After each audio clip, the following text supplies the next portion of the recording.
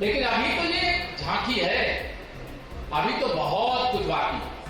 लेकिन जब सरकार नहीं थी तब जीते, और जब सरकार आ गई तो थोड़ा सोचे कि अब तो सरकार के बल पे चुनाव नहीं जीता जाता, पार्टी ही लड़ती है, पार्टी ही जीतती है। भारतीय जनता पार्टी अकेले 240 सांसद जिता करके लाई। कितने? देखिए, हमको और अधिक खुशी होती अगर हम 272 प्लस होते। इसका प्रभाव हमें भी है, मुझे लगता है आप सब लोगों को भी है कि नहीं? जो मैंने अभी कहा कि श्री अखिलेश यादव जी लोकसभा के चुनाव में झूठ बोल करके कुछ सीटें हमसे ज्यादा जीत लिए हैं, तो गुब्बारे की तरह फूल गए। सही है कि नहीं? अब गुब्बारे की हवा निकलते कितनी देर लगती है? पता चला चाचा मुखलाए बैठे अखिलेश जी के, दो और नेता लाइन में ओबीसी के लगे थे कि उनको नेता प्रतिपक्ष बनाया जाएगा, वो मुखलाए बैठे हैं। अभी सभा में जैसे लगता है एक और भगदड़, बड़ी भगदड़ मचने वाली। अब भागेंगे अखिलेश यादव जी के कर्मों से, आरोप को लगाएंगे भारतीय जनता पार्टी पर। ये भी ध्यान रखें, कांग्रेस का मोहरा बन चुके सपा बहादुर श्री अखिलेश यादव जी मोर्चे की ताकत 2027 का संदेश है। तैयार होना तो 2027 के लिए तैयार। कुछ लोग हाथ उठा रहे हैं, कुछ लोग नहीं उठा रहे हैं। तैयार होना? आपके नेतृत्व में तैयार है। 27 की जोरदार तैयारी शुरू कर लीजिए। अगर मैं समाजवादी पार्टी का नाम नहीं लूंगा तो मुझे लगता है मेरी कार्य समिति में कुछ अधूरा बन जाएगा। अभी कल आप लोगों ने अखबार में भी पढ़ा होगा और देखा भी होगा, समाजवादी पार्टी को मैं समाप्तवादी पार्टी कहता हूं।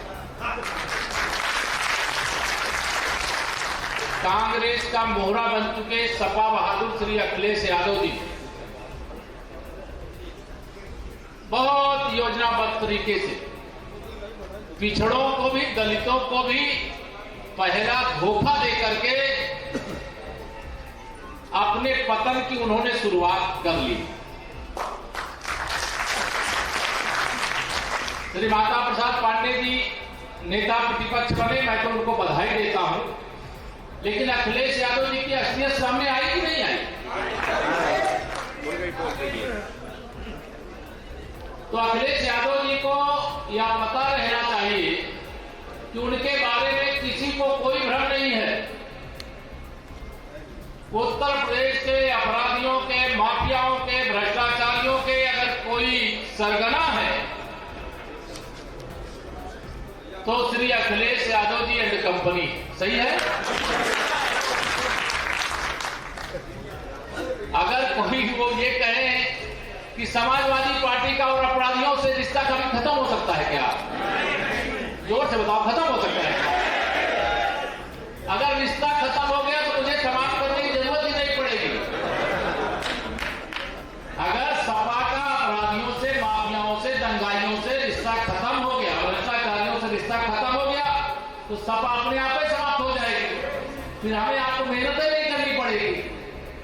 लेकिन अभी मेहनत जो करना बाकी है, हमें कोई गलतफहमी नहीं पालना। इन्होंने बहुत झूठ बोला लोकसभा के चुनाव में, बोला कि नहीं बोला? ऐसा झूठ बोला, ऐसा झूठ फैलाया कांग्रेस के मोहरे श्री अखिलेश यादव जी ने कि संविधान खत्म कर दिया जाए। बाबा साहब भीमराव अंबेडकर जी के द्वारा इस देश के पिछड़ों को, दलितों को, आदिवासियों को, वंचितों को जो शक्ति दी गई है, उसे हम लोग खत्म करने वाले लोग नहीं, हम उसे मजबूत बनाने वाले लोग। जो खत्म करने वाले थे उनके साथ तो अखिलेश जी आप चले गए। इस देश में आपातकाल किसने लगाया और उसके साथ कौन शामिल हुआ? तीसरी बात, पिछड़ी जाति से आने वाले माननीय नरेंद्र मोदी जी देश के प्रधानमंत्री नहीं बनने पाए, इसके लिए पिछड़ों की बात करने वाले, दलितों की बात करने वाले श्री अखिलेश यादव ने कोई कमी छोड़ी है क्या? लेकिन उन्होंने पूरी ताकत लगा के देख लिया। शक्तियों के इशारे पर नाचने वाली कांग्रेस पार्टी जो चाहती है वह श्री अखिलेश यादव जी से बुलवाती, लेकिन सबके बाद भी मैं उत्तर प्रदेश की जनता को भी धन्यवाद देता हूं। हमारा तो मानना है कि उत्तर प्रदेश में 70 से अधिक लोकसभा और 300 से अधिक विधानसभा पे भारतीय जनता पार्टी का अधिकार है, जनता के आशीर्वाद है कि नहीं बताओ? ये झूठ बोल करके हमारे लोगों को गुमराह की अफवाह है, लेकिन असलियत सामने आने में देर नहीं लगती और असलियत उनकी सामने आना शुरू हो गई। श्री राहुल गांधी जी की गरीबों के हमदर्द, देश के लिए दिन रात परिश्रम करने वाले, गरीबों के जीवन को खुशहाल बनाने वाले माननीय नरेंद्र मोदी जी से उनकी तुलना हो सकती है क्या? अब पूरी ताकत लगाई कांग्रेस तो 99 पे जाकर करते। भारतीय जनता पार्टी अकेले 240 सांसद जिता करके लाई। कितने? देखिए, हमको और अधिक खुशी होती है अगर हम 272 प्लस होते। इसका प्रभाव हमें भी है, मुझे लगता है आप सब लोगों को भी है कि नहीं? मोदी जी को हिंदुस्तान कमजोर देखना नहीं चाहता। देश का पिछड़ा वर्ग तो, अनुसूचित वर्ग, आदिवासी वर्ग तो किसी भी कीमत पर मोदी जी को कमजोर नहीं देखना चाहता। बताओ सही है नहीं? लेकिन इस बार हम लोग चूक गए, लेकिन अब फिर कभी नहीं चूकेंगे। तैयार होना इसके लिए? भारतीय जनता पार्टी ही वर्तमान है, भारतीय जनता पार्टी ही भविष्य है। भारतीय जनता पार्टी सबका साथ, सबका विकास करती, सबको सम्मान देती है। अन्यथा तो केशव प्रसाद मौर्य मुख्यमंत्री के रूप में यहां पर आपके बीच में होता और न नरेंद्र कश्यप जी ओबीसी मोर्चे के प्रदेश अध्यक्ष और प्रदेश सरकार के मंत्री, दोनों जिम्मेदारियां हैं कि नहीं है? तो आज ओबीसी वर्ग का जो इतना जबरदस्त प्रतिनिधित्व मिल रहा है, अगर यह प्रतिनिधित्व जब समाजवादी पार्टी उत्तर प्रदेश के अंदर हैसियत में थी उस समय देती, तो क्या भारतीय जनता पार्टी सपा की सरकार रहते हुए 73 लोकसभा सीटें 2014 में जीत पाती क्या? अगर इन्होंने पिछड़ों का हक 2012 से 2017 के बीच में दिया होता, तो क्या 2017 में हम अपने गठबंधन के साथियों के साथ 325 विधायक जिता पाते क्या? 2014, 2017, 2019, 2022 जीत का चौका लगा चुके हो और 5वीं जीत भी ठीक है, थोड़ी सीटें झूठ बोल करके, गुमराह करके इसे जेजा ले गए, क्योंकि हम लोगों ने जो मेहनत करनी चाहिए थी, अब ये आत्मविश्वास से कई बार हम फंसे हैं, ये मैं मानता हूं, लेकिन हमें यह सदा ध्यान में रखना चाहिए, चुनाव सदा पार्टी लड़ती है और पार्टी ही जीतती है। 2014 में सरकार थी क्या भाजपा की? बताओ थी क्या? जीते थे कि नहीं जीते? 2017 में सरकार थी क्या? जीते थे कि नहीं जीते थे? लेकिन जब सरकार नहीं थी तब जीते, और जब सरकार आ गई तो थोड़ा सोचे कि अब तो हम सरकार के बल पे, सरकार के बल पे चुनाव नहीं जीता जाता, पार्टी ही लड़ती है, पार्टी ही जीतती है।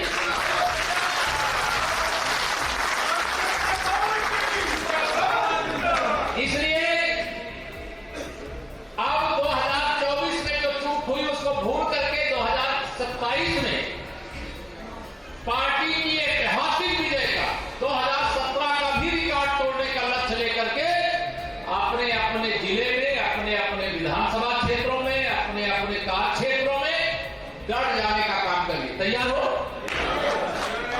एक और मैं निवेदन करूंगा, समस्याएं बहुत सारी होती है, मैं जानता हूं, उसका आंकड़ा मुझे पढ़ने की जरूरत नहीं, क्योंकि कई कार्य समिति की बैठक में पिछड़े वर्ग के लिए भारतीय जनता पार्टी की डबल इंजन सरकार ने क्या क्या किया है बताने की आवश्यकता नहीं, सब लोग जानते हो ना, वो सब जानते हो, इसलिए उसको आपको नीचे बताने का काम करना है। लेकिन अभी तो ये झांकी है, अभी तो बहुत कुछ बाकी है। इसलिए आप सबसे मैं यही निवेदन करूंगा कि 2027 के विधानसभा चुनाव की तैयारी में डट जाइए, जुट जाइए। अभी बीच में उपचुनाव भी आने वाला, उपचुनाव में पूरा प्रदेश उसका हिस्सा नहीं है, 10 विधानसभा सीटें हैं। जो मैंने अभी कहा कि श्री अखिलेश यादव जी लोकसभा के चुनाव में झूठ बोल करके कुछ सीटें हमसे ज्यादा जीत लिए हैं, तो गुब्बारे की तरफ फूल गए, सही है कि नहीं? अब गुब्बारे की हवा निकलते कितनी देर लगती है, तो हवा निकालोगे कि नहीं? देख लेना, क्यों रहा देख रहा है, पसीना बहाना है, सब लोग तैयार हो ना, पूरी तैयारी से आओ। देखो जनता को कहीं ना कहीं जितना पीड़ा हम सबको 70 से कम सीटें हम लोग जिता पाए, जितनी पीड़ा यहाँ मंच वालों को है, मंच के सामने वालों को है, जो मंच से ऊपर बैठे ऊपर वाले उनको है, उससे कम पीड़ा जनता को नहीं। बताओ सही है? आप लोग जाते हो, लोग पछता रहे हैं, नहीं पछता रहे। तो अब समाजवादी पार्टी को समाजवादी पार्टी बनाने के लिए, गुब्बारे की हवा को निकाल बाहर करने के लिए अभी बहुत कुछ हम लोगों को करने की जरूरत नहीं है। आजकल मैं सुना हूं, पता नहीं ब्रजेश भाई को ज्यादा हमारे मालूम रहता है, नहीं पाठक जी को पता चला चाचा में बुलाए बैठे अखिलेश जी के, 2 और नेता लाइन में ओबीसी के लगे थे कि उनको नेता प्रतिपक्ष बनाया जाएगा, वो मुंह फुलाए बैठे हैं। अभी सभा में जैसे लगता है एक और भगदड़, बड़ी भगदड़ मचने वाली। अब भागेंगे अखिलेश यादव जी के कर्मों से, आरोप को लगाएंगे भारतीय जनता पार्टी पर, ये भी ध्यान रखें। हारेंगे समाजवादी पार्टी के लोग तो अपने कारनामों के कारण, लेकिन आरोप लगाएंगे भारतीय जनता पार्टी। लेकिन हम सब कार्यकर्ता मित्रों को मैं यही निवेदन करूंगा, कार्य समिति में जो प्रस्ताव आया है, जो विषय आए हैं, केवल भाषण सुनना, ताली बजाना और मतलब बहुत आप अभिनंदन कर दें मेरा या मंच में जो बैठे हैं, उतना ही हमारा लक्ष्य नहीं। हमारा लक्ष्य बहुत बड़ा, भारत को दुनिया में नंबर 1 बनाना है, नहीं बनाना। मोदी जी ने कहा है विश्व में भारत को नंबर 1 बनाना है, और भारत के पास नंबर 1 बनने की ताकत है। समाज और सरकार दोनों एक दूसरे के पूरक हैं। जैसे कोई रथ हो, उसमें एक पहिया हो तो क्या रथ चल सकता है क्या? लेकिन अगर रथ में दोनों पहिए लगे होंगे, संगठन और सरकार दोनों मिलकर के, और स्पीड से हम लोग आगे बढ़ जाएंगे। आजकल ये सब हमारे मीडिया के लिए तो बड़ा फोकस पे रहते, किसी भी कहा बोला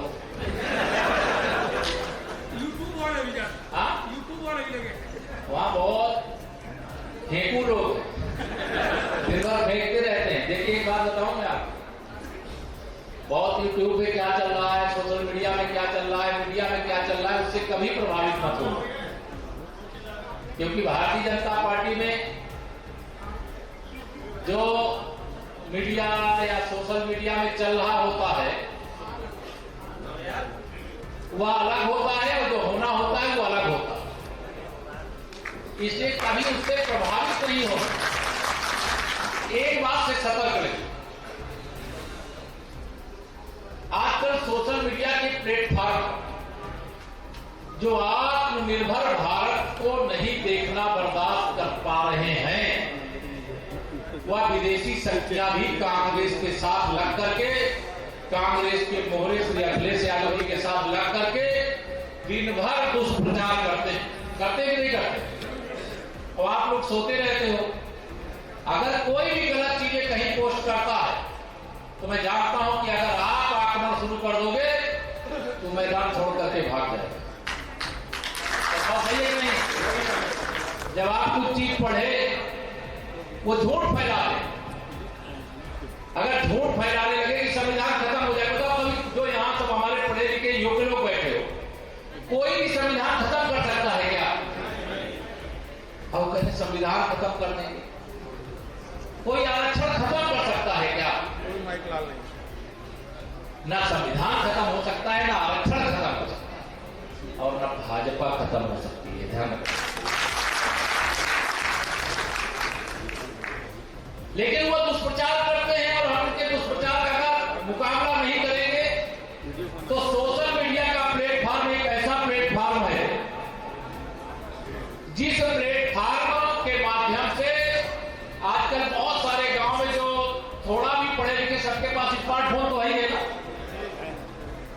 अब आज अभी बहुत सारे लोग फोटो खींचते हैं, जैसे फोटो खींचे डाले तो उतने से काम नहीं चले।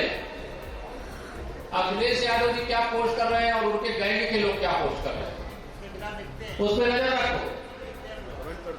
श्रीमती सोनिया गांधी जी के सुपुत्र क्या पोस्ट कर रहे हैं, उनके लोग क्या पोस्ट कर रहे हैं, उस पर नजर रखो।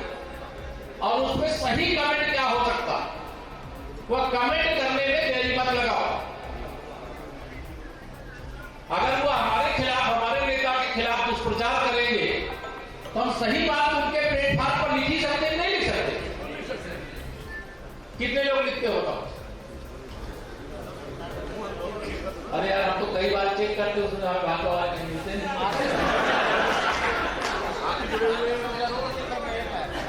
आगे तो जरूर देखिए विनोद जी आपको बचाव कर रहे हैं, कह रहे हैं आगे जरूर लगेंगे, अभी तक नहीं लिखते थे।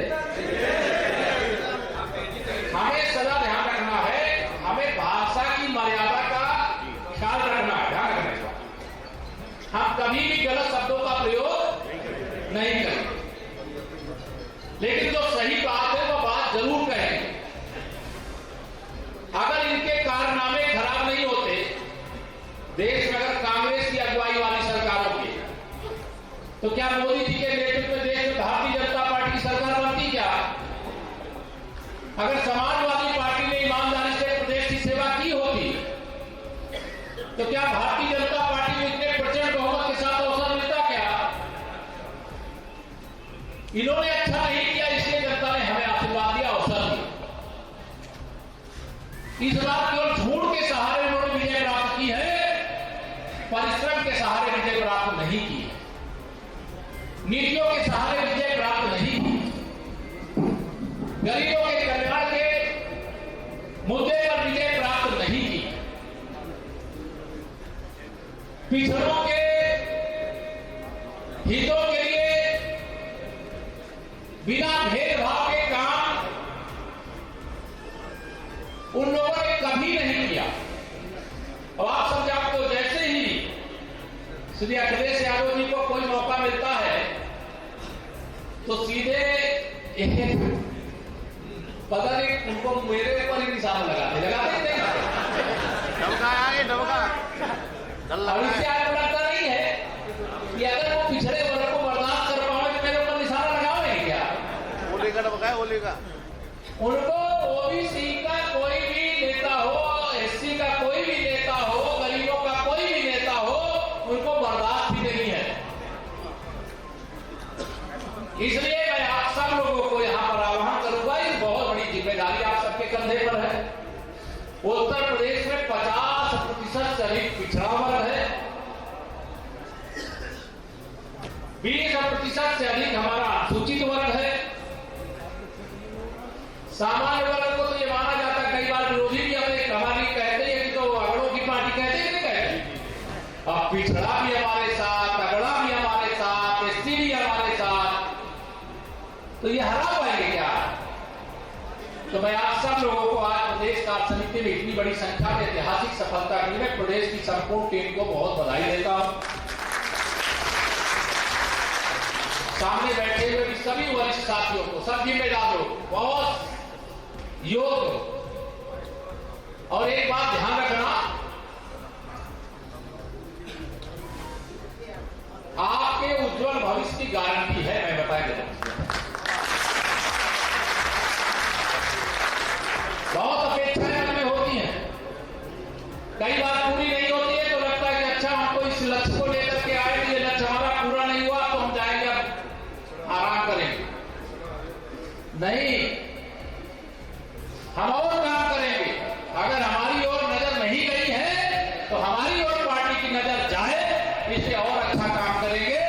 और पार्टी देखिए, मैं सही बता रहा हूं, उत्तर प्रदेश सहित देश के 13 राज्यों में भारतीय जनता पार्टी के मुख्यमंत्री हैं और उप मुख्यमंत्री तो वही है साथ में।